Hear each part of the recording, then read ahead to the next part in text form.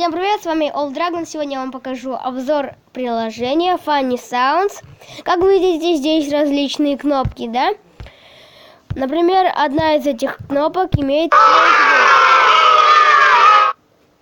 Например, вот такой. Всякие разные звуки. Игра очень смешная. Здесь есть и грустные, веселые, смешные и очень громкие. Например, вот это.